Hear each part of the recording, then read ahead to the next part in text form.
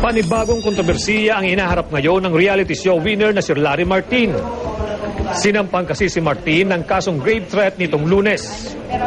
Linggo nang tutukan umano ni Martin ng baril ang complainant na si Carlos Bordeios. Ayon sa mga saksi, nagsimula ang gulo ng sumaklolo si Martin sa kaibigan niyang si Hazel Serino. Nakikipag-inuman si Serino sa boarding house ng mga Bordeios. Doon nakaaway ni Serino ang kaibigan niyang si Gina, hindi niya tunay na pangalan. Kaya humingi si Serino ng tulong kay Martin. Hindi niya ako naabutan sa boarding house. So itong garo, naanggol siya kasi hindi niya ako naabutan.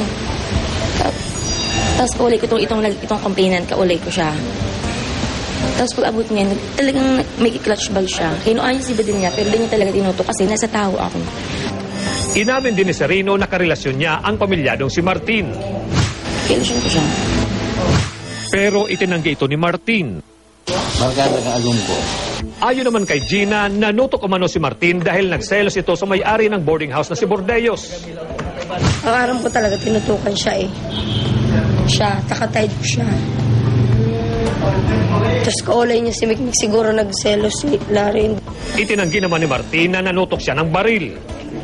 Ayon sa kanya, humingi na siya ng dispensa at nakipag-inuman pa sa complainant makaraan ang insidente.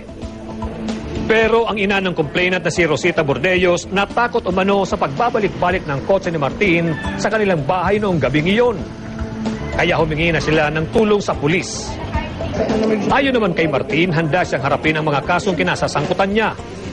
Bukod kasi sa kasong ito, nadadawit din sa Martin sa pagkamatay ng court sheriff na si Romel Licmuan nitong Setyembre.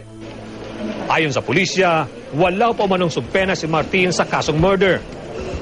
Nakapagpiyansa ngayon sa kasong grave threat si Martin at pansamantalang nakakalaya.